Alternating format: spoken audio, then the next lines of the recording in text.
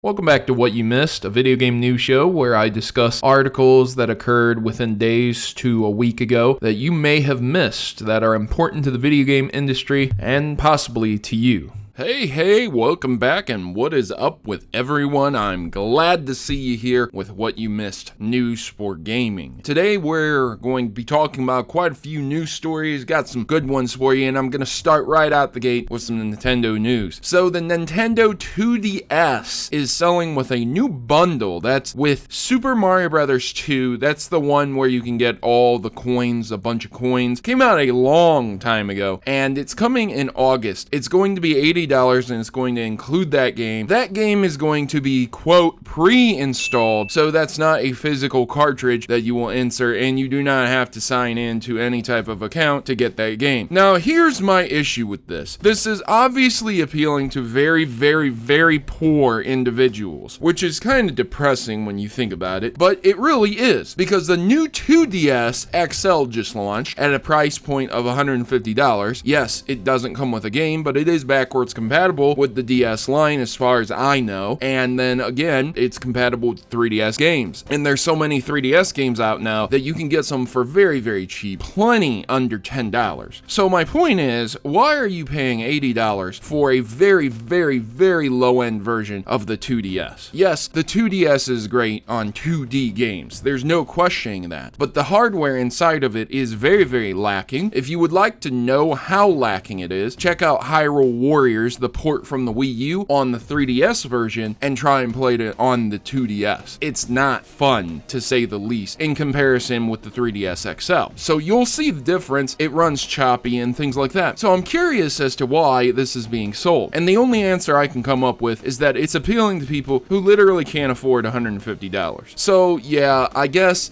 it makes sense in that type of environment where you just have individuals who can't afford it at the end of the day, and it's just a video game system. But I mean, there's just so many variants out there of the 2DS, 3DS, Nintendo 2DS. I made a joke about it in the last video. I won't make the same still joke, but at the end of the day, there's just quite a few of them. I just thought I'd throw that out there. So there you go, ladies and gentlemen. The next story is coming up with Xbox and PlayStation and PC. There's a video allegedly showing Crash Bandicoot, the N.Sane Trilogy, running with Xbox One button prompts. Now, this is a thing that you can't really fake that easily. I mean, maybe you could if you were extremely skilled at editing, but it's pretty easy to pick out when people insert things into videos and games where they don't belong. So apparently, there was a report by Xbox Achievements. One of the remaster's UI artists shared a video of the remade Crash Trilogy running with the UI for an Xbox One controller. Now, a lot of this is kind of clickbait because Sony puts out a lot of their games on PC, okay? So think about it. How many people on PC use an Xbox One controller? Plenty of them, okay? This is a consistent thing. This is not something new. People do use their PlayStation 4 controller on their PCs too, but it's more common with the Xbox One. It's just a plug and play device because of Microsoft and Xbox. So to see this happening, potentially you might be able to play the N.Sane Trilogy on your PC.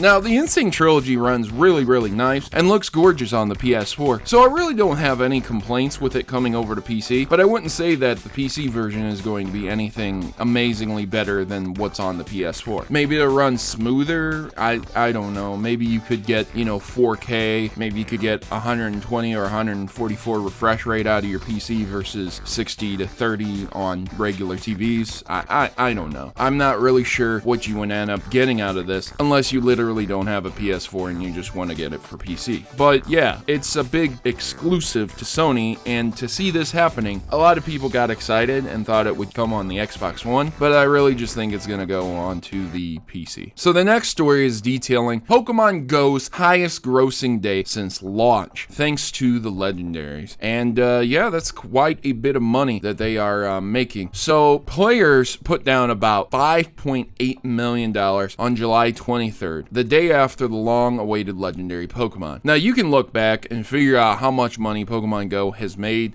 since its launch, but it has lost about 90% plus of its player base. At one point in time, I believe there was a graph showing that there was 90 people playing it, and now it's below 10 million. So it's lost quite a few of its player base, and it's really a shame, to say the least, because Pokemon Go had great potential. I absolutely hate when things come and revive Pokemon only to fizzle out because they didn't do what was necessary to be done to make the game a really good game. A lot of people say I crap on Pokemon Go, but I think you're giving it a pass. Look, wouldn't it be better to have everyone playing Pokemon Go because it's one of the best Pokemon games available on the market, rather than having a few true diehard fans playing it that are quote-unquote actually Pokemon fans? That's all I'm saying, and that's about all there is to this story. So I'm just gonna move on. Capcom is planning more Switch games in the wake of Ultra Street Fighter 2's success. I didn't have any idea that this game was a success. I literally know no one who bought it or is playing it. I think it's a success because there was no other games on the system. Ironically enough, there was a Street Fighter game, I believe, that was launched with the original 3DS also, which was a success because it was one of the only games that you could get for it. I guess they're going to be releasing more games. Quote, "It made an excellent start and proved to be a smash hit," according to the financial report. Apparently, it sold 450,000 units in Q1 as a result, and they are starting to prepare for several titles on the Switch. In prior statements from Capcom back in the day, COO stated that Capcom will look to see how well Ultra Street Fighter 2 performs on the Switch and assessing future support for the platform. Basically, he was saying if you buy Ultra Street Fighter 2 for the Switch, we'll make more games for the Switch, which is kind of a weird double-sided threat there. Oh, we'll make more games for this new game console that would pretty much make money for us, only if you buy this game. Pretty crazy to think that's what's going on, but at the end of the day, that's what he said. I guess it was successful enough to warrant more Capcom games, Resident Evil, Mega Man. I guess we'll have to see in the future. So Metroid Samus Returns Fusion Mode is an Amiibo exclusive only. Now, I cannot stand this. I don't like it. I think it is a necessary evil because there's plenty of things that Amiibos do that I think that they should do more of. I don't like it though because basically it's disc lock content, but instead of being DLC or disc lock content, it's not. You're buying DLC, but you're getting like a figure with your DLC. Does that make sense to you? So basically, if you went to a store and you bought an expansion pass and it came with a figure, that's like essentially what this would be. But the small unlocks don't really affect the game, except for Fusion Mode, which really does affect the game. So you need to buy the new squishy Metroid Amiibo, which I was going to buy anyways. I already have 2 Metroids sitting on my table here. They're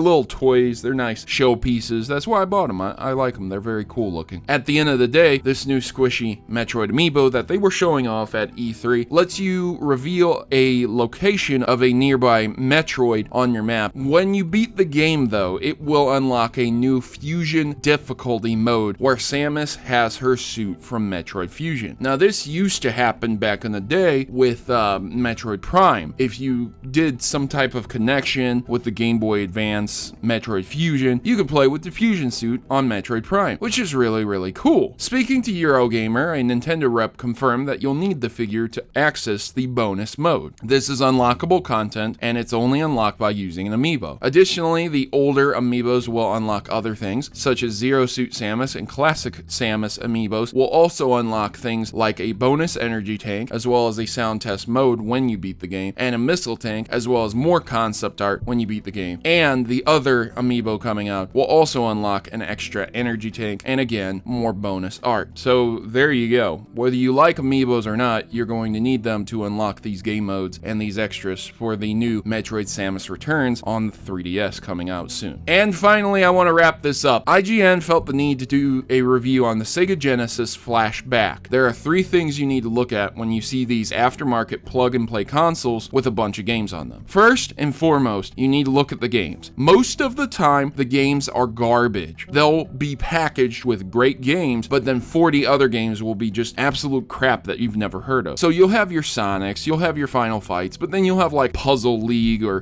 whatever that's going to be put on there. That's not even a real game that was released on the Genesis. It's just a crap game shovelware. 2, if you see wireless controllers with no support for for plugging in your own Sega Genesis controller, that's absolute crap. You can make the decision or the call whether or not you want to buy a Sega Genesis controller, or maybe you have one left over, but at the end of the day, if you're going to be using those wireless controllers, they're terrible. The buttons are mushy, they feel plasticky like you could break them, they're light as a feather, and the D-pads on them are junk. And also, they're pretty delayed and not that great at the end of the day. And then finally, you need to make sure that it has support for both stereo and the ability to put it out in stereo. So the easiest way to determine this is if it has a red, yellow, and white jack, or HDMI, or composite, but most of the time they just come with yellow and white jacks. And those are really piss poor, because if you listen to the Sega Genesis without stereo going, it sounds terrible. Oh god. Oh god, it's so bad. Oh god.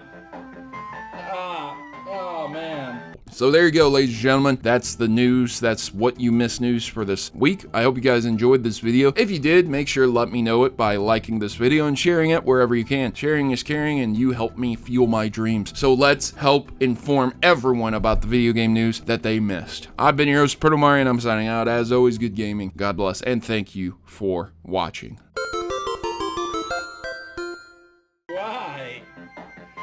Why is this so bad? Why is this song so bad?